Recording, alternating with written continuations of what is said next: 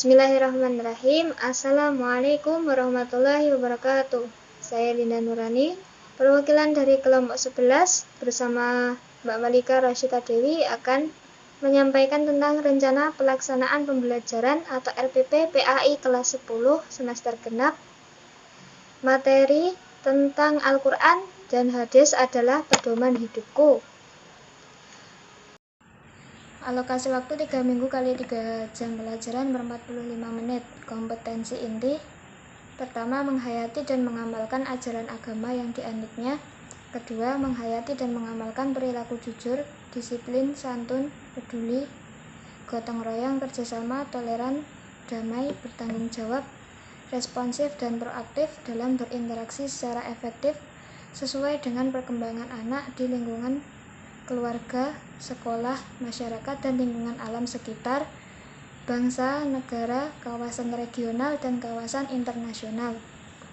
Ketiga, memahami, menerapkan, dan menganalisis pengetahuan faktual, konseptual, prosedural, dan metakognitif berdasarkan rasa ingin tahunya tentang ilmu pengetahuan, teknologi, seni budaya, dan humora, dengan wawasan kemanusiaan, kebangsaan, kenegaraan, dan peradaban terkait penyebab fenomena dan kejadian, serta menerapkan pengetahuan prosedural pada bidang kajian yang spesifik sesuai dengan bakat dan minatnya untuk memecahkan masalah.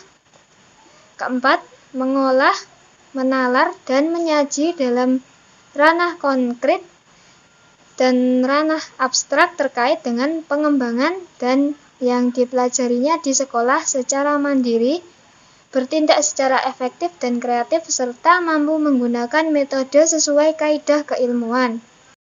Kompetensi dasar dan indikator pencapaian kompetensi. 1.8. Meyakini Al-Quran, hadis, dan ijtihad sebagai sumber hukum Islam. Indikator: meyakini Al-Quran, hadis, dan ijtihad sebagai sumber hukum Islam. 2.8. Menunjukkan perilaku ikhlas dan taat beribadah sebagai implementasi pemahaman terhadap kedudukan Al-Quran, hadis, dan ijtihad sebagai sumber hukum Islam. Indikator: menunjukkan perilaku ikhlas dan taat beribadah sebagai implementasi pemahaman terhadap kedudukan Al-Quran, hadis, dan ijtihad sebagai sumber hukum Islam. 3.8. Menganalisis kedudukan Al-Quran, hadis, dan ijtihad sebagai sumber hukum Islam. Indikator: memahami Quran Surat Al-Isra ayat 9 dan Quran Surat An-Nisa ayat 59, 105 tentang Al-Quran, hadis, ijtihad sebagai sumber hukum Islam dengan menggunakan ICT. Kemudian menganalisis kedudukan Al-Quran, hadis, dan ijtihad sebagai sumber hukum Islam. Kemudian menjelaskan makna isi Al-Quran, hadis, dan ijtihad sebagai sumber hukum Islam dengan menggunakan ICT. 4.8. Mendeskripsikan macam-macam sumber hukum Islam. Indikator: mendeskripsikan macam-macam sumber hukum Islam. Tujuan pembelajaran. Setelah mengikuti proses pembelajaran, peserta didik diharapkan dapat: 1. Meyakini Al-Quran, hadis, dan ijtihad sebagai sumber hukum Islam. 2. Menunjukkan perilaku ikhlas dan taat beribadah sebagai implementasi pemahaman terhadap kedudukan Al-Quran, hadis, dan ijtihad sebagai sumber hukum Islam. 3. Menganalisis kedudukan Al-Quran, hadis, dan ijtihad sebagai sumber hukum Islam. 4. Mendeskripsikan macam-macam sumber hukum Islam. Materi pembelajaran. Pertama, meneliti secara lebih mendalam pemahaman Quran Surat Al-Isra ayat 9 dan Quran Surat An-Nisa ayat 59, 105 tentang Al-Quran, hadis, dan ijtihad sebagai sumber hukum Islam dengan menggunakan ICT. Kemudian menyajikan model-model jenis cara membaca indah ayat-ayat Al-Quran tentang Al-Quran sebagai pedoman hidup. Kemudian menjelaskan makna isi Al-Quran, hadis, dan ijtihad sebagai sumber hukum Islam dengan menggunakan ICT. memberikan tambahan bacaan ayat Al-Quran dan hadis-hadis yang mendukung lainnya tentang Al-Quran, hadis, dan ijtihad sebagai sumber hukum Islam. Meneliti secara lebih mendalam bentuk perilaku tentang Quran Surat Al-Isra ayat 9 dan Quran Surat An-Nisa ayat 59-105 sebagai dasar dalam menjadikan Al-Quran sebagai pedoman hidup dan sumber hukum Islam dengan menggunakan IT. Memberikan contoh-contoh perilaku berdasarkan bacaan ayat Al-Quran dan hadis lainnya yang mendukung dan menjadikannya sebagai sumber hukum dan pedoman hidup. Metode pembelajaran pertama pendekatan saintifik, kedua model pembelajaran discovery learning, problem based learning atau PBL, metode tanya jawab, wawancara, diskusi, dan bermain peran.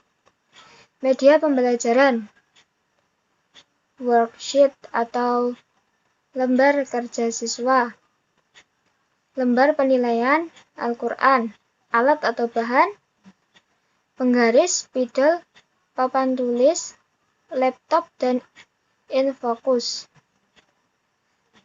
Sumber belajar, buku, Pendidikan Agama Islam Siswa kelas 10, Kemendikbud tahun 2019, Edukasi.net, buku referensi yang relevan, LCD proyektor, film tawuran pelajar, tafsir Al-Quran dan kitab hadis, kitab Ashabun Nuzul dan Ashabul Wurud, lingkungan setempat.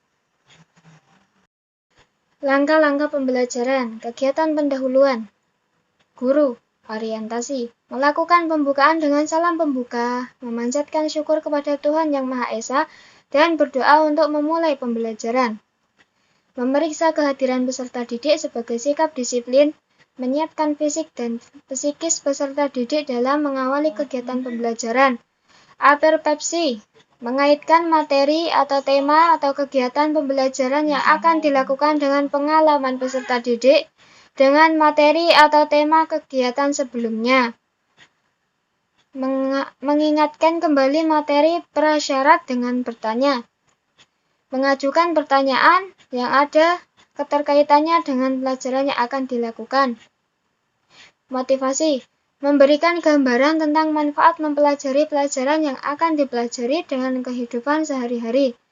Apabila materi, tema atau proyek ini dikerjakan dengan baik dan sungguh-sungguh, dikuasai dengan baik, maka peserta didik diharapkan dapat menjelaskan tentang materi Al-Quran dan hadis sebagai pedoman hidupku. Menyampaikan tujuan pembelajaran pada pertemuan yang berlangsung. Mengajukan pertanyaan. Kemudian pemberian acuan. Memberitahukan materi pelajaran yang akan dibahas pada pertemuan saat ini. Memberitahukan kepada kompetensi inti, kompetensi dasar indikator, dan KKM pada pertemuan yang berlangsung. Pembagian kelompok belajar. Kegiatan inti. Sintaks model pembelajaran. Pertama, stimulation atau pemberian rangsangan. Berupa kegiatan literasi dengan cara melihat, mengamati, membaca, menulis, mendengar, dan menyimak. Kedua, problem statement atau pertanyaan atau identifikasi masalah. Berupa critical thinking atau berpikir kritik. Dengan cara melalui kegiatan belajar, contohnya mengajukan pertanyaan tentang materi. Kemudian yang ketiga, data collection atau pengumpulan data berupa kegiatan literasi melalui kegiatan mengamati objek atau kejadian, membaca sumber lain buku teks, aktivitas, wawancara atau tanya jawab dengan narasumber. Kemudian kegiatan collaboration atau kerjasama. Peserta didik dibentuk dalam beberapa kelompok untuk mendiskusikan, mengumpulkan informasi, mempresentasikan ulang, dan saling tukar informasi tentang materi. Kemudian, data processing atau pengolahan data berupa kegiatan collaboration atau kerjasama dan critical thinking, berpikir kritik. Peserta didik dalam kelompoknya berdiskusi mengolah data hasil pengamatan dengan cara berdiskusi, mengolah informasi. Kemudian verification atau pembuktian berupa kegiatan critical thinking atau berpikir kritik. Kemudian generalization, menarik kesimpulan berupa communication atau berkomunikasi. Peserta didik berdiskusi untuk menyimpulkan, menyampaikan hasil diskusi tentang materi, kemudian mempresentasikan hasil diskusi kelompok, mengemukakan pendapat atas presentasi yang dilakukan, dan bertanya atas presentasi tentang materi. Kegiatan creativity atau kreativitas menyimpulkan tentang poin-poin penting yang muncul dalam kegiatan pembelajaran yang baru dilakukan, berupa laporan hasil pengamatan secara tertulis tentang materi, menjawab pertanyaan tentang materi, bertanya tentang hal-hal yang belum dipahami, atau guru melemparkan beberapa pertanyaan kepada siswa berkaitan dengan materi, dan menyelesaikan uji kompetensi untuk materi. Kegiatan penutup.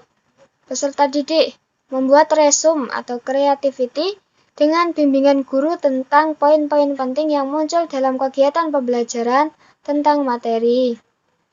Kemudian mengagendakan pekerjaan rumah untuk materi pelajaran. Dan mengagendakan materi atau tugas proyek atau produk atau portofolio atau unjuk kerja yang harus mempelajari pada pertemuan berikutnya di luar jam sekolah atau di rumah. Guru memeriksa pekerjaan siswa yang selesai langsung diperiksa untuk materi pelajaran. Peserta didik yang selesai mengerjakan tugas, proyek, atau produk, atau portofolio, atau unjuk kerja dengan benar diberikan paraf serta diberi nomor urut peringkat. Untuk penilaian tugas proyek, atau produk, atau portofolio, atau unjuk kerja pada materi pelajaran. Dan memberikan penghargaan untuk materi pelajaran kepada kelompok yang memiliki kinerja dan kerjasama yang baik. Penilaian hasil pembelajaran. Yang pertama, penilaian skala sikap. Pada makalah tertera beberapa pernyataan dan skor yang diberikan sesuai kebiasaan dengan format nilai, yaitu nilai akhir sama dengan skor yang diperoleh peserta didik per skor tertinggi kali 100. Kemudian yang kedua, penilaian diskusi.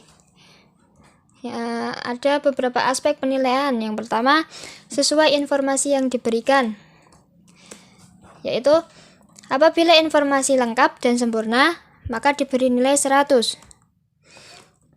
Dan apabila informasi lengkap dan kurang sempurna, diberi nilai 75. Informasi kurang lengkap diberi nilai 50. Dan apabila informasi yang diberikan kurang jelas, diberi nilai 25 dengan format tabel pada makalah. Keaktifan dalam diskusi. Apabila berperan sangat aktif dalam diskusi, diberi nilai 100. Aktif dalam diskusi diberi 75. Kurang aktif dalam diskusi diberi nilai 50. Tidak aktif dalam diskusi diberi nilai 25 dengan format tabel penilaian pada makalah. Kejelasan dan kerapian presentasi atau resume. Apabila sangat jelas dan rapi diberi nilai 100. Dan jelas dan rapi diberi nilai 75. Kemudian sangat jelas dan kurang rapi diberi nilai 50. Dan kurang jelas dan tidak rapi diberi nilai 25 dengan format tabel penilaian pada makalah. Yang ketiga, pengayaan. Peserta didik yang sudah menguasai materi mengerjakan tugas dan soal pengayaan yang telah disiapkan guru berupa pertanyaan-pertanyaan sebagaimana yang terkait dalam kajian pengembangan materi. Kemudian pengayaan. Peserta didik yang sudah menguasai materi mengerjakan tugas dan soal pengayaan yang telah disiapkan oleh guru berupa pertanyaan-pertanyaan sebagaimana yang terkait dengan kajian pengembangan materi yang lebih fenomenal dan inovatif.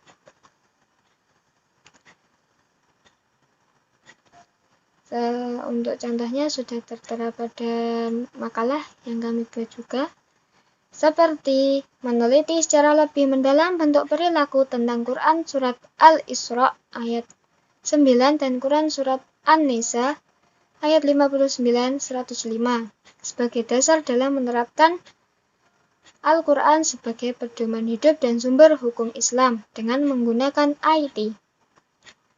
Menampilkan contoh perilaku menjadikan Al-Quran sebagai pedoman hidup dan sumber hukum berdasarkan Quran surat Al-Isra ayat 9 dan Quran surat An-Nisa ayat 59-105 melalui presentasi, demonstrasi, dan simulasi. Kemudian, guru mencatat dan memberi tambahan nilai bagi peserta didik yang berhasil dalam pengayaan. Remedial. Peserta didik yang belum menguasai pemahaman materi menjadikan Al-Quran dan hadis sebagai sumber hukum Islam yang merupakan pedoman hidup, diharapkan dapat dijelaskan kembali oleh guru pemahaman dan penganalisisan Al-Quran dan hadis pedoman hidupku. Guru melakukan penilaian ulang kembali dengan soal yang sejenis, setara dan yang dikembangkan berdasarkan situasi dan kondisi atau dengan memberikan tugas individu. Remedial dilaksanakan pada waktu dan hari tertentu yang disesuaikan. Kemudian yang terakhir, interaksi guru dengan orang tua. Interaksi guru dengan orang tua perlu dilakukan. Salah satunya adalah guru meminta peserta didik memperlihatkan kolom membaca dengan tartil dalam buku teks peserta didik kepada orang tuanya dengan memberikan komentar dan paraf. Untuk mengetahui keberhasilan peserta didik dalam pemahaman dan pengamalan agamanya, khususnya penerapan perilaku pengembangan kemampuan membaca ayat Al-Quran dan hadis dan pemahaman peserta didik terkait dengan Al-Quran dan hadis sebagai sumber hukum Islam yang merupakan pedoman hidup. Guru dapat melakukannya berdasarkan tugas-tugas dari beragam aktivitas yang diminta kepada peserta didik untuk menanggapi, melakukan, dan menyelesaikan tugas yang berada pada setiap kajian buku teks peserta didik. Kemudian orang tuanya turut memberikan komentar dan para. Alhamdulillah, hanya itu yang bisa saya sampaikan tentang materi RPP PAI kelas 10 semester genap. Apabila ada kurangnya, semata-mata hanya dari kami, dan apabila ada lebihnya, semata-mata hanya dari Allah Subhanahu wa Ta'ala. Jazakumullahu khairan. Akhirul kalam, wassalamualaikum warahmatullahi wabarakatuh.